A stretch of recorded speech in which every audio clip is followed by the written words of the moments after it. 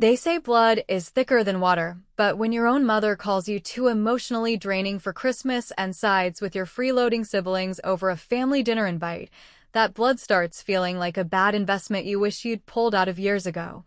Especially in this American heartland where holidays are supposed to glue families together amid the turkey and tinsel, not tear them apart like cheap wrapping paper under a boot. Picture this. I'm Sarah Thompson, 42 years old. Scraping by in suburban Ohio after my divorce from Mark left me juggling a real estate admin job that pays just enough for the mortgage on our modest two-bedroom ranch house and my 10-year-old son Jake's soccer cleats, braces, and those endless school supply lists that drain the wallet faster than a holiday shopping spree at the local mall. For years, I've been the invisible backbone of our family, wiring monthly tuition payments to my 38-year-old sister Lisa so she can chase her graphic design dreams through night classes at the community college while she lounges in mom's basement apartment, covering the auto insurance premiums for my 35-year-old brother Tom, whose construction jobs come and go like the Ohio weather,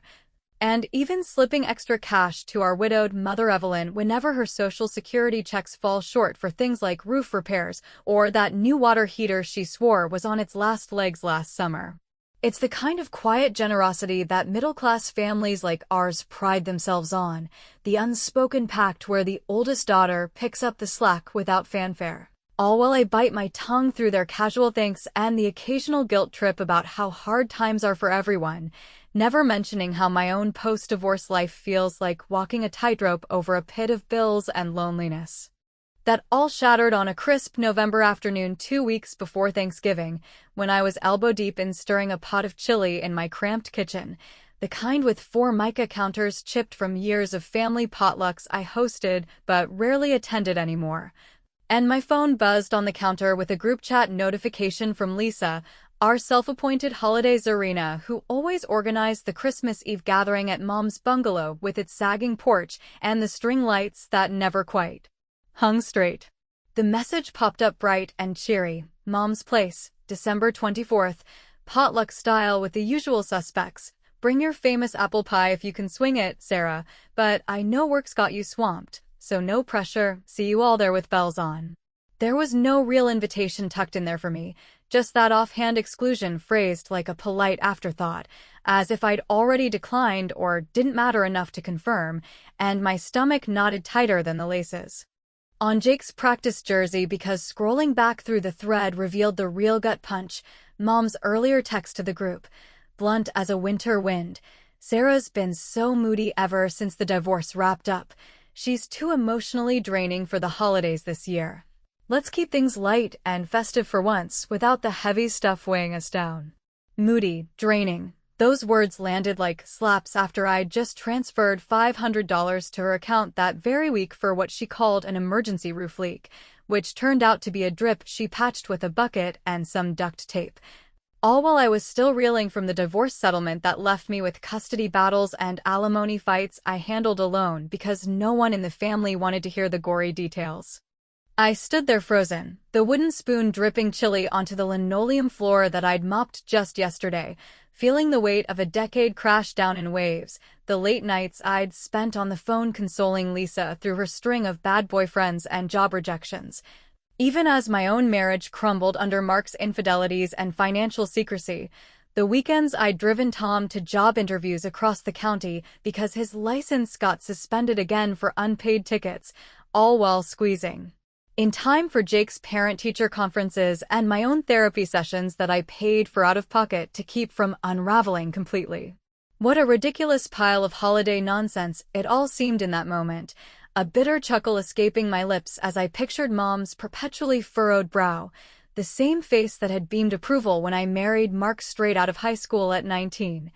only to vanish into silence when the cracks showed and I needed real support beyond platitudes about pulling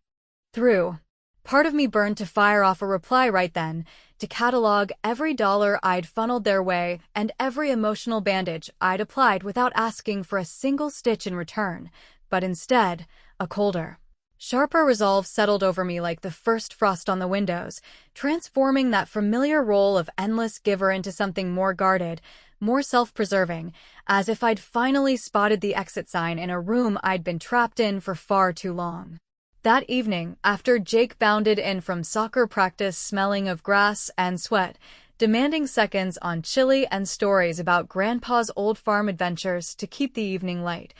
I waited until he was tucked in bed with his nightlight glowing softly before pulling out my laptop at the kitchen table, the screen's blue light casting shadows that mirrored the doubts flickering in my mind.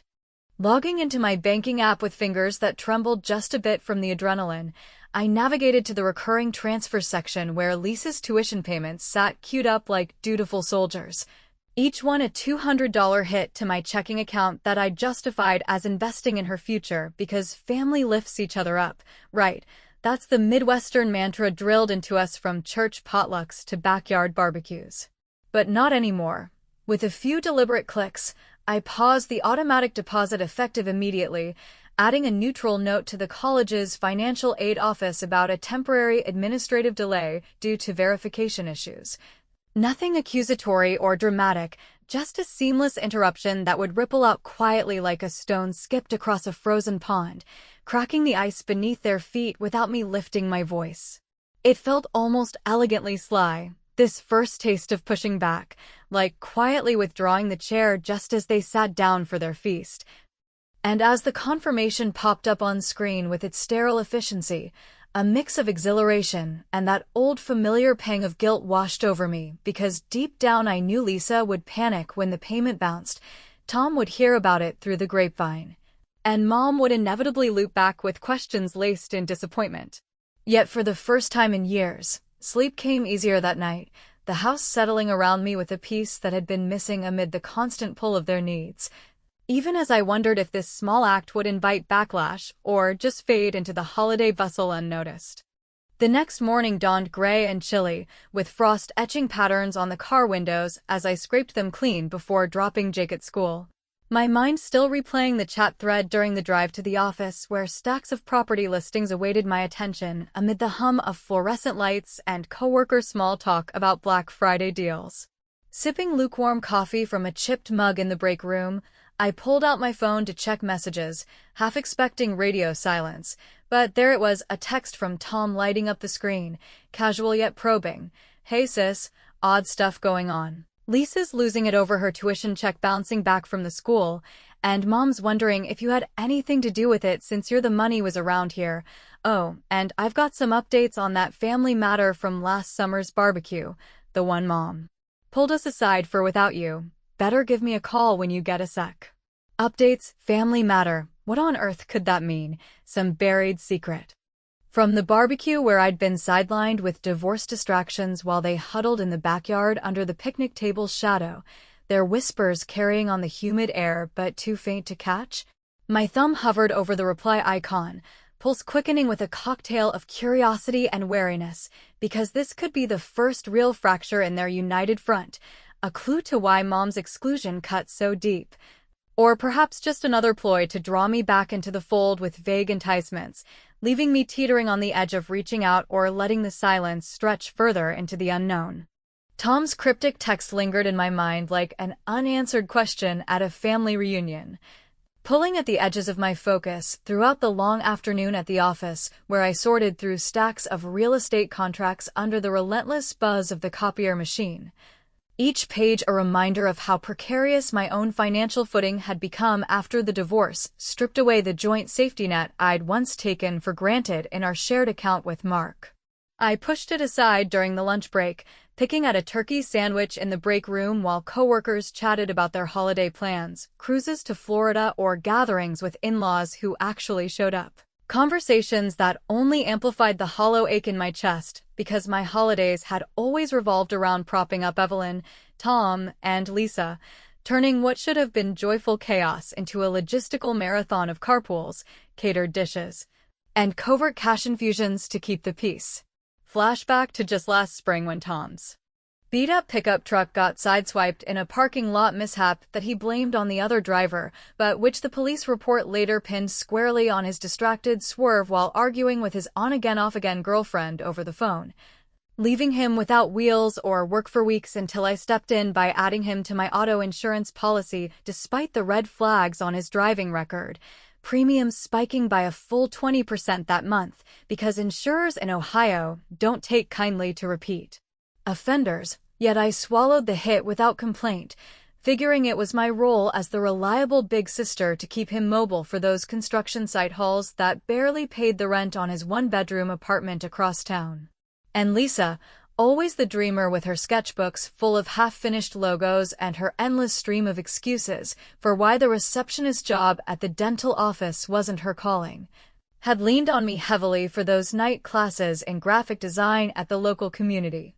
college, my monthly $200 transfers covering her tuition installments like clockwork over the past 2 years, adding up to thousands that I diverted from my own emergency fund, the one meant for Jake's college someday, all justified in my head as an investment in family progress, because wasn't that the essence of Midwestern resilience, bootstrapping your kin through the rough patches even when your own laces were fraying? By the time I clocked out and navigated the rush hour traffic back to the school for Jake's pickup, the weight of those memories had solidified into a simmering resentment that made Tom's message impossible to ignore any longer. So I dialed his number from the parking lot while Jake buckled into the back seat, his backpack stuffed with drawings of snowmen and holiday lights that he waved excitedly as we merged onto the highway. "What's this about updates from the summer barbecue?" I asked, keeping my tone even and casual over the speakerphone so Jake wouldn't pick up on the tension threading through my words, though my knuckles whitened on the steering wheel as Tom launched into his explanation with that familiar hesitant drawl, admitting first that the layoffs at the warehouse had hit him harder than he'd let on back in September, a corporate downsizing that left him piecing together odd jobs like fence repairs and yard work for neighbors, but without my insurance coverage kicking in. For his chronic back tweaks from lifting heavy loads, he'd be facing out-of-pocket doctor bills that could sink him before the new year. He paused there, fishing for reassurance in the silence, his voice carrying that subtle expectation I'd heard 100 times before, like I was the default fix for every setback, and when I didn't jump in with promises, he circled back to the family matter, mumbling about how Mom had gathered him and Lisa under the old oak tree at the barbecue last July while I was inside dealing with Jake's spilled juice and my own mounting stress from the divorce proceedings, whispering something about Dad's will and how the inheritance splits weren't as straightforward as everyone assumed after the house sold for that modest sum 5 years back. It wasn't a full reveal, just enough to dangle the thread, hints of Mom redirecting portions to help Tom with his truck down payment and Lisa with her first set of art supplies, decisions made in quiet moments to balance things out without looping me in because I seemed too buried in my own life to notice or care, leaving me to wonder if that exclusion was born from guilt or just convenience, the kind that lets the strong one carry the load while the others coast. The call wrapped up awkwardly with Tom pressing for details on Lisa's tuition snag, his concern sounding genuine, but edged with self-interest, and by the time I pulled into our driveway with the sun dipping low behind the skeletal trees lining the street, a plan had taken shape in my mind, fueled by the day's revelations and the persistent sting of Mom's holiday dismissal that replayed like a bad loop in my thoughts. After settling Jake with his homework at the kitchen table, math problems involving fractions that he tackled with the same determination I envied, and whipping up macaroni and cheese from the box for a quick dinner, I waited until he was showered and reading in bed before retreating to the living room couch with a glass of bargain bin Merlot from the discount rack at the grocery store, the wine's tart bite matching the ironic amusement bubbling up as I considered the absurdity of it all, me cast as the villain in their festive script when I'd been the one scripting the financial happy endings for years. Scrolling through my phone under the soft glow of the lamp, I pulled up the insurance app with its straightforward interface that belied the power it held over Tom's fragile stability, and with deliberate keystrokes, I initiated the removal process, selecting the end-of-the-month effective date to align with the holiday lull when unexpected medical hiccups tended to multiply like fruitcakes at a bake sale. No explanatory note attached, just a clean severance that would notify him via email in a few days, forcing him to scramble for alternatives or face the consequences of his own deferred responsibilities. It struck me as cleverly understated revenge, like slipping a lump of coal into a stocking while everyone else unwrapped gifts, the kind of move that exposed the fragility of their setup without me uttering a single accusation. And as the confirmation loaded with its impersonal green checkmark, a wave of vindication coursed through me, tempered by the undercurrent of doubt that whispered I might be stooping to their level of petty exclusions, yet the relief outweighed it. A small victory in reclaiming the resources I'd poured into a bottomless well. Emboldened by that step, I extended the boundary further by opening the group chat one last time to mute the notifications permanently, blocking the stream of Lisa's festive updates and Tom's occasional check-ins that always circled back to needs rather than news. The digital silence settling over my phone like a protective barrier against the encroaching holiday expectations that had poisoned so many seasons before. Leaning back into the cushions with the wineglass cradled in my hands, I let a wry smile play on my lips at the thought of their reactions unfolding, Lisa's frantic calls to the college, Tom's dawning realization over a missed appointment. Picturing the chaos as a sort of cosmic payback for labeling me the drain when I'd been the dam holding back their floods all along, though the humor faded into a quieter introspection about whether this detachment would heal the rift or widen it into something irreparable. Just as I drained the last of the Merlot and considered turning in for the night, my phone vibrated once more on the coffee table, not a text this time, but an incoming call from Mom's landline, the one she rarely used except for emergencies, and when I let it go to voicemail out of lingering resolve,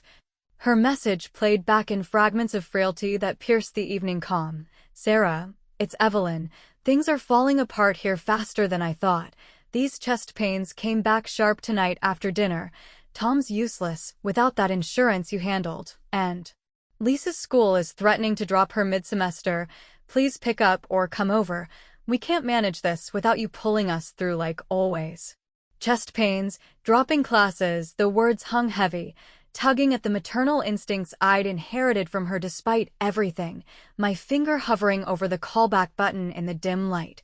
Caught between the hard-won freedom of my new boundaries and the urgent pull of blood ties that refused to snap clean.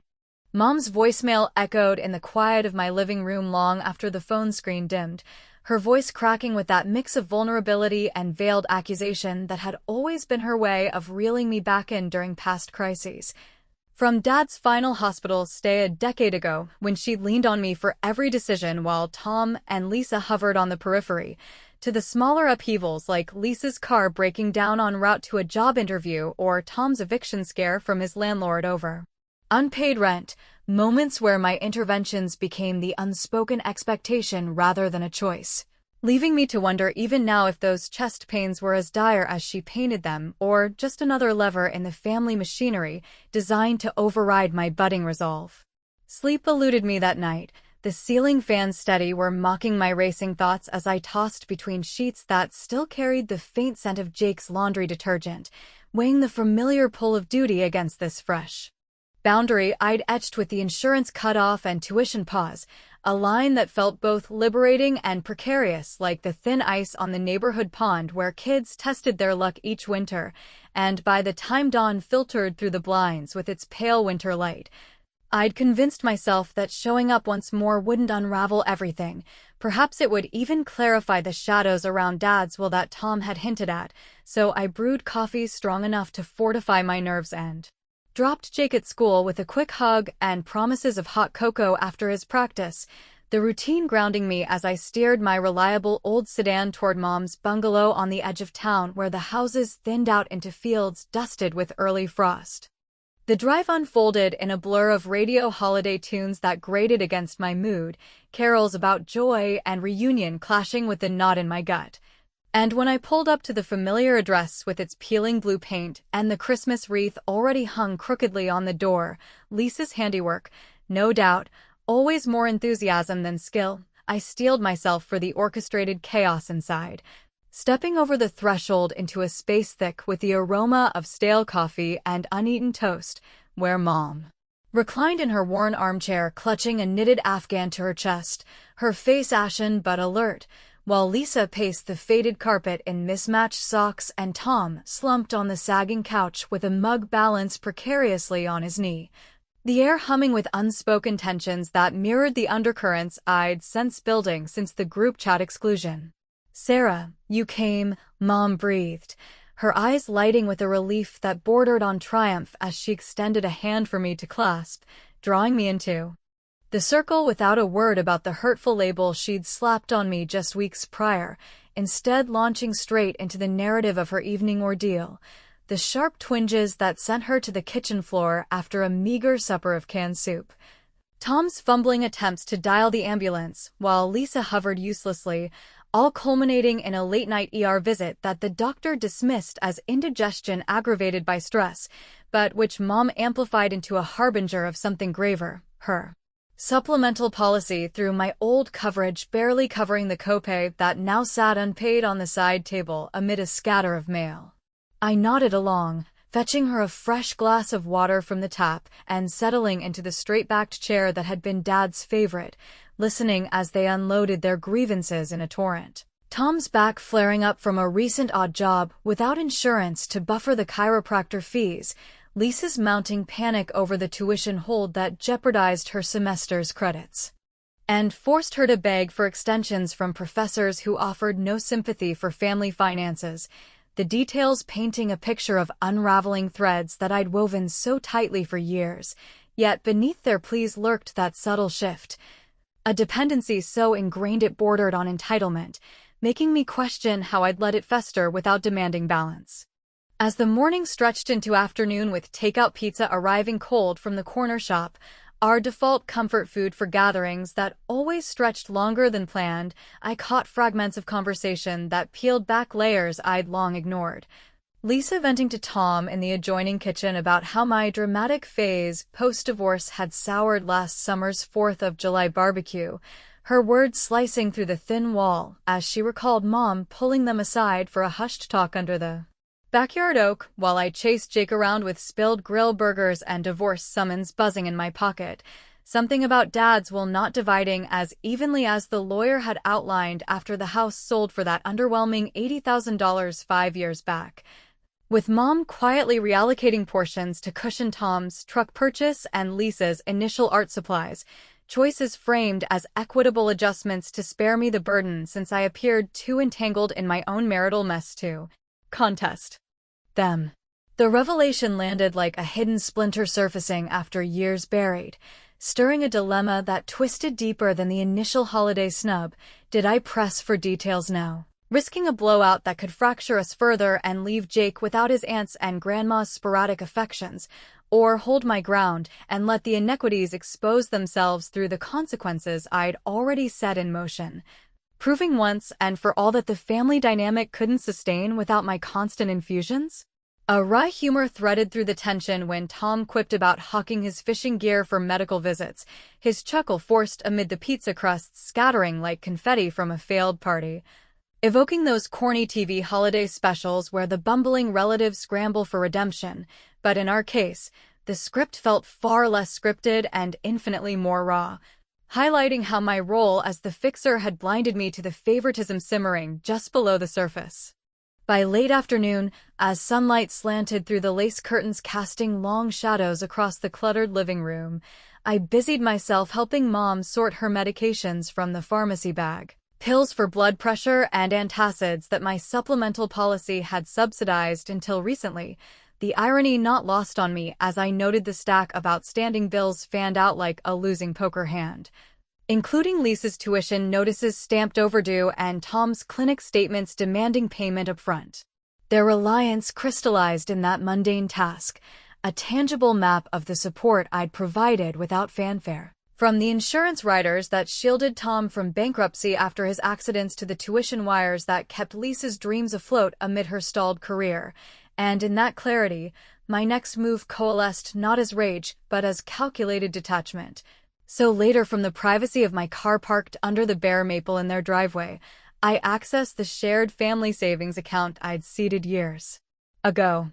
With post-tax bonuses for just such emergencies, withdrawing my accumulated contributions in a lump sum transfer to a new individual account earmarked strictly for Jake's future, leaving a brief digital memo that read, "Redirecting for personal priorities. Each manages their own moving forward," a phrase laced with understated wit that would dawn on them like a delayed punchline, forcing a reckoning with the void my absence created without me needing to raise my voice in accusation. Driving away with the engine's hum underscoring my resolve, satisfaction bloomed alongside a flicker of unease, because what if Mom's symptoms escalated beyond indigestion, turning my boundaries into unwitting cruelty?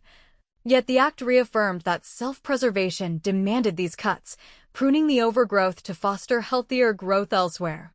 The sun had dipped low by the time I merged back onto the main road, holiday lights flickering to life in neighboring yards like tentative signals of normalcy. But my phone remained silent until I pulled into my own driveway where the porch light glowed welcomingly for Jake's return from after-school care, only to buzz insistently with a new voicemail notification as I unlocked the door, Mom's number flashing once more, her tone unraveling into sobs that pierced the crisp evening air when I pressed play. "Sarah, I have to come clean. It wasn't just me who decided to keep you out of Christmas. Lisa planted the seed because of old resentments, but the real reason goes back further than you imagine, tied to things from Dad's passing that we've buried too long. Please don't shut us out completely before I explain everything we've kept from you." The partial confession hung there, laced with tears and unspoken depths, my hand pausing on the doorknob as curiosity warred with caution, wondering if this was the key to unlocking the full tangle or merely another thread to ensnare me anew. Mom's sobbed voicemail lingered in the air of my driveway like the chill of impending snow, her fragmented admission about Lisa's role in the Christmas exclusion and the buried secrets from Dad's passing stirring a whirlwind of emotions that kept me rooted on the porch steps long after the garage door rumbled shut behind me, the weight of potential revelations clashing with the hard boundaries I'd just reinforced by emptying the family savings account, leaving Tom and Lisa to navigate their crises without the safety net I'd maintained for so long amid their casual assumptions that my support was as endless as the Ohio River's flow. I stepped inside eventually, the house enveloping me in its familiar quietude with Jake's school drawings taped to the fridge and the faint scent of last night's dinner clinging to the air. But sleep proved elusive once more as I replayed her words in the dim glow of my bedside lamp, piecing together how the favoritism in Dad's will, those redirected funds for Tom's truck and Lisa's supplies, might have festered into this holiday betrayal, a shield Mom erected to avoid confronting her own role in sidelining me during the raw aftermath of his death when I'd been the one coordinating hospice visits and funeral arrangements, while she retreated into grief-fueled decisions that favored the more vocal siblings. The next few days blurred into a tense limbo at work, where I processed escrow papers for home sales in our stable suburban enclave, the irony not lost on me as families celebrated closings with handshakes and champagne while my own ties frayed under the strain of unspoken resentments and reports filtered back through the neighborhood grapevine. Mutual acquaintances at the grocery store or Jake's soccer sidelines whispering about the Thompsons' awkward Thanksgiving gathering where Lisa overcooked the turkey substitute into a charred mess because her mind wandered to tuition woes, Tom nursing a sore back from hauling firewood without proper coverage, and Mom's chest discomfort prompting another unnecessary doctor run that drained what little cash remained in her checking after my withdrawals hit the joint account like a quiet storm. That unraveling brought a dark humor to my solitary evenings, as I imagined their holiday preparations devolving into farce, Lisa's graphic design sketches abandoned for frantic job applications that went nowhere, Tom's freelance gigs drying up without the mobility my insurance had enabled, and Mom's bungalow transforming from festive hub to a dimly lit bunker of regrets, evoking those holiday movies where the ungrateful relatives face comedic comeuppance. Though in our reality the laughs felt forced and the stakes far more personal, underscoring how my absence amplified their vulnerabilities in ways that validated the clever severances I'd enacted. From the tuition pause that halted Lisa's progress to the insurance removal that left Tom exposed, each cut a witty undercurrent to their escalating pleas that arrived via ignored texts and voicemails piling up like unsent invitations. Yet the dilemma gnawed relentlessly, pulling me between the satisfaction of reclaiming my resources for Jake's braces fund and the flicker of compassion for Mom's frailty, especially as Jake chattered innocently about drawing cards for his aunts and grandma during our low-key evenings of board games and microwave popcorn. His wide-eyed questions about why we weren't joining the big dinner forcing me to deflect with vague tales of busy schedules. All while I wrestled internally with whether forgiving the slights would rebuild a healthier dynamic or merely invite the same cycle of exploitation that had drained me for years post-divorce. Midweek, the tension crested with an unexpected delivery to my doorstep, a plain manila envelope from Lisa, postmarked from the local post office with her looping handwriting on the front, containing a handwritten letter that spilled apologies laced with desperation, confessing she'd been the one to whisper doubts about my post-divorce stability to Mom during that summer barbecue, framing my emotional openness as a holiday buzzkill to justify the exclusion. But then dropping the real twist like a hidden ornament in the tree, Mark, my ex-husband, had reached out to her months earlier through a mutual Facebook connection, stirring up old grievances about our settlement by claiming I'd hidden assets and bad-mouthing my parenting to sway opinions, perhaps even planting seeds that painted me as unreliable to erode the family's trust in my support. A betrayal that extended beyond blood ties into the tangled web of my failed marriage. The letter's revelations ignited a firestorm of anger mingled with disbelief, prompting me to arrange a neutral meeting at the corner coffee shop the following afternoon. A cozy spot with steamed windows and the aroma of fresh brews that usually soothed my breaks, but now served as a stage for confrontation, where Lisa arrived disheveled in her winter coat, eyes puffy from sleepless nights over her stalled classes, sliding into the booth across from me with a latte clutched like a lifeline as she expanded on the confession, admitting Mom's decision to exclude me stemmed from deeper guilt over the will's imbalances, funneling extras to her and Tom to compensate for Dad's final wishes that favored me with the family heirlooms, but left her feeling I'd gotten the emotional lion's share during his illness, yet no full apology emerged. Just half measures intertwined with requests for tuition reinstatement and vague promises of repayment that rang hollow against the backdrop of Mark's interference, which she downplayed as harmless venting, but which clearly had amplified their narrative of me as the unstable drain. I listened through the steam rising from my mug, heart pounding with the urge to unleash years of pent-up frustration about the one-sided ledger of my contributions. From the thousands in tuition that propped her dreams to the insurance premiums that shielded Tom's recklessness, yet I held back, nodding with feigned empathy that masked the resolve hardening within. The conversation stretching into an hour of circled admissions where she hinted at more layers to Dad's passing, like unspoken medical debts Mom had shouldered alone to protect us all, dilemmas that made me question if my revenge arcs were justified or if they veered into unforgivable territory by punishing the fallout of secrets I hadn't been privy to. As we parted with awkward hugs outside in the crisp air, her plea for one more chance echoing softly, I drove home with the witty contours of my final boundary taking shape, and that evening, after tucking Jake in with stories of holiday adventures unmarred by family drama, I methodically blocked every channel of contact, phone numbers, email threads, social media follows. In a synchronized sweep timed for Christmas Eve midnight, the digital barricade dropping like a curtain on their festive peak, ensuring their messages of regret would bounce into the void while I savored the satisfying echo of independence, though a hollow ache persisted, wondering if this total severance healed my wounds or scarred them deeper. The act brought a profound quiet to my phone the next day, broken only by the neighborhood's holiday hum of carolers and distant fireworks. But as midnight approached on December 24th with Jake asleep under twinkling lights in our living room adorned with his handmade ornaments, a sharp knock resounded at the front door, pulling me from the couch where I'd been nursing Coco and reflecting on the year's toll, revealing through the peephole an unexpected delivery package wrapped in Festive paper with Mom's trembling script on the tag, its presence a tantalizing hint at her last-ditch effort to breach the walls I'd built. The unexpected package waited on my doorstep like a silent intruder amid the soft patter of midnight snowflakes drifting down from the ink-black sky, its festive wrapping paper glistening under the porch light with ribbons tied in hasty bows that spoke of Mom's arthritic hands struggling for one final gesture, pulling me from the warmth of the living room where Jake slumbered peacefully on the couch amid scattered wrapping paper from his modest gifts, a new soccer ball, and a stack of adventure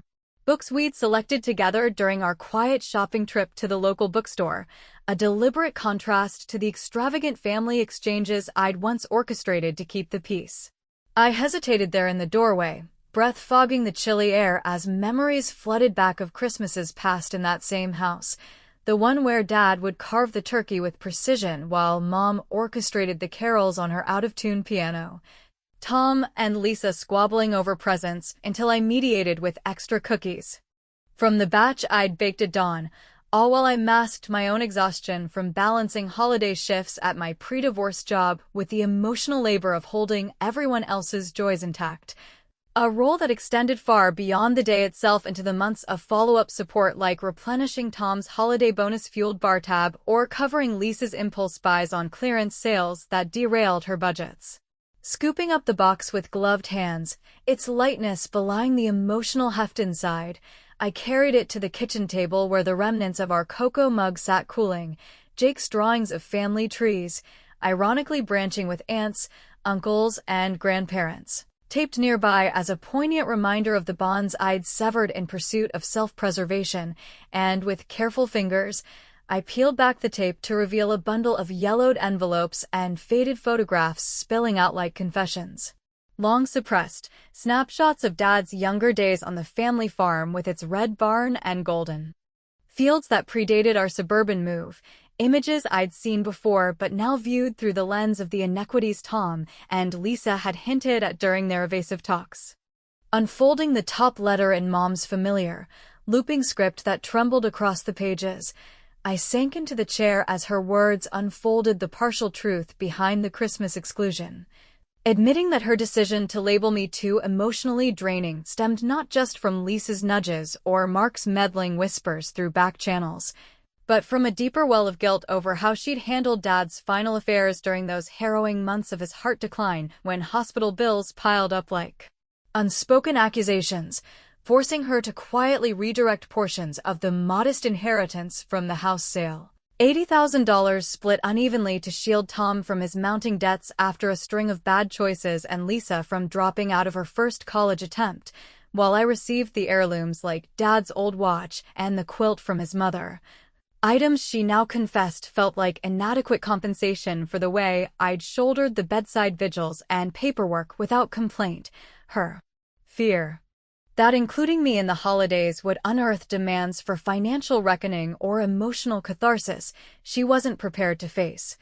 especially with Mark's recent calls stirring doubts about my stability post-divorce to justify their reliance on my ongoing support. The letters continued in a cascade of regret, detailing how she'd covered Dad's experimental treatments out of pocket to spare us the full burden, choices that left her insecure and prone to favoring the siblings who voiced their needs more loudly. Painting a picture of her as the flawed matriarch navigating widowhood's isolation by clinging to control, her tears staining the paper where she pleaded for understanding without offering concrete restitution, no check for the thousands I'd invested. Intuition wires that sustained Lisa's graphic design pursuits amid her repeated setbacks, nor reimbursement for the insurance premiums that buffered Tom's construction site injuries and vehicle mishaps, just raw admissions intertwined with memories of my childhood reliability that mirrored the adult sacrifices I'd made, from driving hours for family emergencies to foregoing my own vacations to fund their stability. All while post-divorce, I'd rebuilt alone with Jake's custody arrangements and alimony skirmishes that no one else navigated. As the clock ticked past 1 in the morning with the house settling into deeper silence broken only by the distant chime of neighborhood bells marking the holiday hour, I spread the contents across the table like pieces of a fractured mosaic,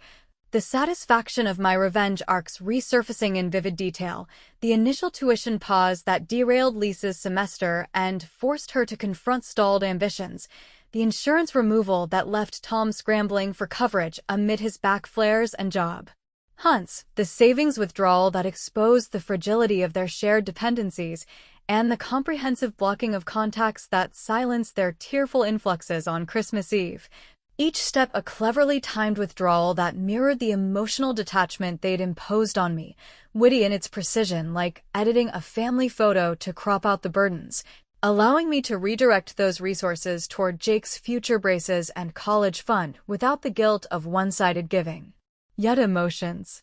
churned beneath that vindication, a profound guilt surfacing as I traced Dad's face in the photos, wondering if my boundaries had veered into cruelty by denying aid during Mom's health scares that might have escalated without intervention. Or if viewers peering into this tale might judge my choices as harshly as the family's initial snub, seeing a woman who prioritized retribution over reconciliation in a season meant for olive branches. Dilemmas that echoed the broader American struggles of middle-aged kin trapped between filial duty and personal survival amid rising costs for education, healthcare, and housing that strain even the most resilient. Drafting a measured response on scrap paper under the pendant light, words of acknowledgement without absolution, outlining how the revelations clarified the hurts but couldn't erase the drain of years invested. I ultimately folded it away into a drawer with the letters and images, choosing instead to rise and gaze out at the snow-blanketed yard where our small tree twinkled solo in the window, embracing a new tradition forged in solitude with Jake's laughter as its cornerstone, free from the cycles of expectation that had defined so many holidays before. Their messages, though blocked, seemed to echo in the quiet aftermath, voicemails transcribed by the Carrier app revealing streams of tears from Lisa about lost opportunities, Tom's gruff apologies laced with pleas for insurance reinstatement, and Mom's final fractured notes begging for a thaw in the frost I'd let settle, yet the door remained firmly closed, my permanent severance a satisfying capstone to the year's unraveling, empowering a growth rooted in self-reliance that promised Jake a model of boundaries over blind loyalty, though the ambiguity lingered like the fading holiday lights, prompting endless questions about whether this isolation would ultimately heal the scars of betrayal or deepen them into regrets that time couldn't mend, leaving anyone who's ever weighed family worth against personal peace to ponder if the blood ties severed were worth the quiet freedom gained.